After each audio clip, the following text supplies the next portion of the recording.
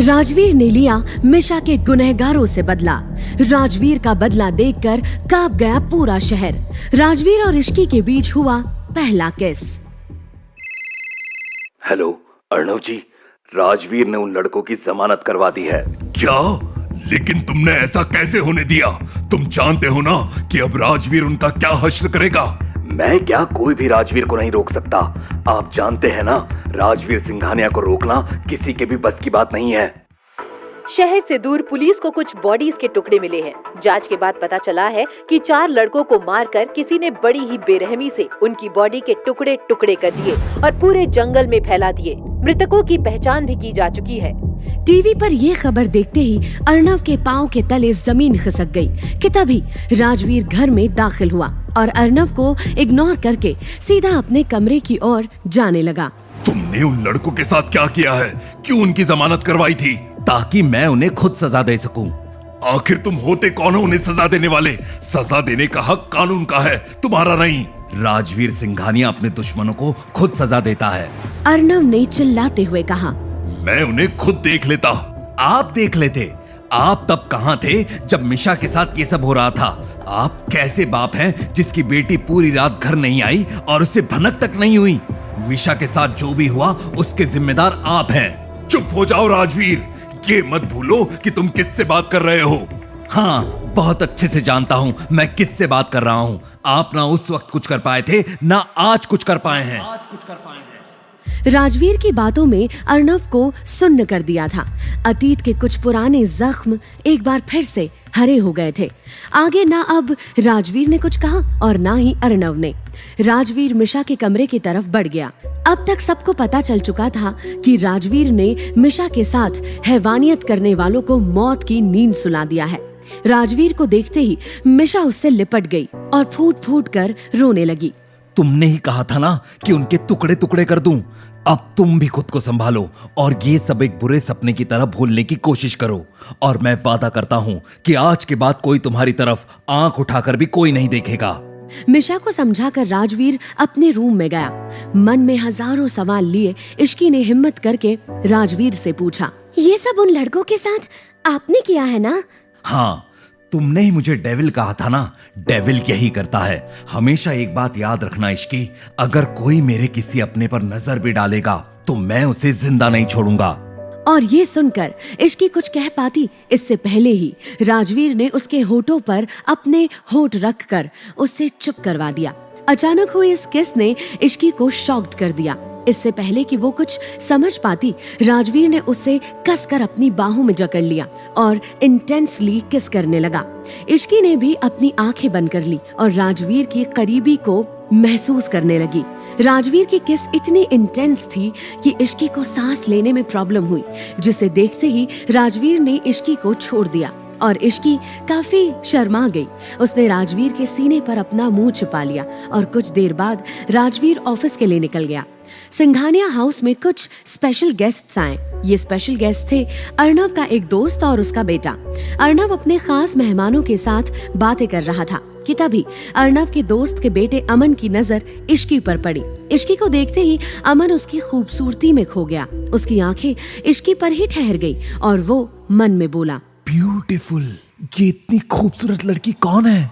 अमन को अंदाजा भी नहीं था कि जिस इश्की की खूबसूरती को वो देखते ही डूब गया है, अगर उसकी भनक भी राजवीर सिंघानिया को लग गई तो उसकी आंखें नोच लेगा। कि तभी कोमल ने अमन को इश्की के बारे में कुछ ऐसा कहा कि अमन को अपने कानों पर यकीन नहीं आया। इश्की के हाथों से बनी मिर्च वाली चाय क्यों पी गया राजवीर? इश्की क्यों ज्वाइन करना चाहती है राजवीर का ऑफिस? मिशा और इश्की के कॉलेज में हुई एक रॉक स्टार की एंट्री। कौन है ये रॉक स्टार? क्या ये करेगा इश्की के करीब आने की कोशिश? राजवीर सिंघानिया ने चाय का कप जैसे ही उठाया, उसे देखते ही मिशा और इश्की के पांव तले जमीन खिसक गई। दोनों बुरी तरह डर गए और डरते हुए मिशा ने धीरे से इश्की से कहा, भैया ने अगर ये चाय पी ली तो गजब हो जाएगा। हे भगवान, हमें बचा ले। लेकिन अब तक चाय का प्याला राजवीर के होठों तक पहुंच चुका था और उसने जैसे ही चाय की चुस्की ली, उसके कानों से धुआं निकलने लगा और उसने इश्की की ओर देखा। इश्की ने कान पर हाथ रखकर बहुत ही मासूमियत भरी नजरों से राजवीर की ओर देखते हुए हौले से कहा, सॉरी। ये इश्की भी ना पता नहीं कब अपना बचपना छोड़ेगी। इश्की की प्यार भरी नजरें राजवीर के दिल पर ऐसा असर कर गई कि उसने सारी चाय एक बार में पी ली। और ये देखकर मिशा और इश्की के पसीने छूट गए कि तभी राजवीर उठकर वहां से अपने रूम में चला गया। सॉरी, मुझे पता नहीं था कि मेड वो चाय आपको भी दे देगी। लेकिन तुमने ऐसा किया ही क्यों था? अब तो थोड़ी बड़ी हो जाओ इश्की। अरे बचपने की उम्र है मेरी, तो बचपना ही करूंगी ना। इश्की की बात सुनते ही राजवीर हल्का सा मुस्कुराया और उसने इश्की को अपनी ओर खींच लिया। इश्की भी राजवीर की नजरों में खो गई थी कि तभी राजवीर इश्की को किस करने लगा, जिसके बाद इश्की शर्मा कर वहां से मिशा के रूम में चली गई। मिशा से कुछ देर बात करने के बाद इश्की वापस अपने रूम में आई। राजवीर नहाकर अपने बाथरूम से बाहर आ रहा था। गीले बाल और उसकी फिट बॉडी देखकर इश्की उस पर से अपनी नजर नहीं हटा पा रही थी कि तभी राजवीर ने उसे टोकते हुए कहा, अब कुछ बोलोगी भी या देखती रहोगी? मैं आपकी कंपनी ज्वाइन करना चाहती हूँ। इश्की की ये बात सुनते ही राजवीर हैरान हो गया। न जाने इश्की मिशा से क्या बात करके आई थी कि वो अब किसी भी कीमत पर राजवीर का ऑफिस ज्वाइन करना चाहती थी। राजवीर इससे पहले कोई सवाल करता, इश्की ने बोला, मैं चाहती हूँ कि आप मुझे आपकी कंपनी ज्वाइन करने में हेल्प करें। आफ्टर ऑल मैं आपकी कंपनी की लेडी बॉस हूँ। इश्की की ये बात राजवीर को बिल्कुल पसंद नहीं आई। उसने गुस्से में इश्की को बोला, अगर कंपनी ज्वाइन करना चाहती हो तो तुम्हें बाकी आम लोगों की तरह इंटरव्यू देना होगा और अपने दम पे ही ज्वाइन करना होगा।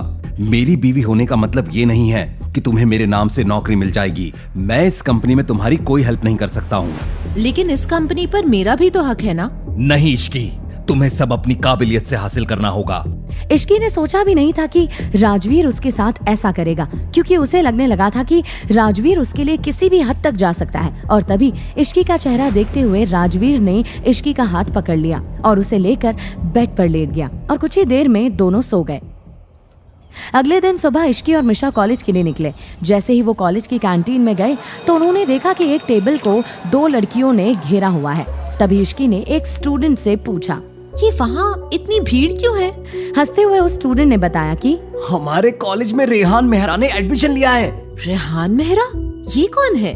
इश्की ने हैरानी में मिशा से पूछा और मिशा ने कहा, तू नहीं जानती, रेहान मेहरा रॉकस्टार है और लड़कियां उसकी बहुत बड़ी फैन है। चल, हमें भी देखना चाहिए कि कौन है ये रॉकस्टार। ये सुनते ही मिशा ने कहा, तेरा दिमाग खराब है, तू क्यों इस रॉकस्टार से मिलेगी? भूल मत, तू राजवीर सिंघानिया की वाइफ है और कहीं ये रेहान को तुझसे प्यार व्यार हो गया तो राजवीर भैया इसके टुकड़े टुकड़े कर देंगे। इसके बाद इश्की और मिशा दूसरे टेबल पर जाकर बैठ गई कि तभी इनके टेबल की ओर रेहान की नजर गई। रेहान से रुका नहीं गया, वो उठकर सीधा मिशा और इश्की के टेबल पर जाकर बैठ गया। इश्की और मिशा भी शॉक्ड थे। वो समझ नहीं पा रहे थे कि रेहान मेहरा आखिर वहाँ क्यों बैठ गया है कि तभी रेहान बोला, हाय, आई एम रेहान मेहरा। नाम तो सुना ही होगा। जी नहीं, और हमें तुमसे बात करने में कोई इंटरेस्ट नहीं है। क्या आज शाम को आप मेरे साथ कॉफी पीने चलेंगी?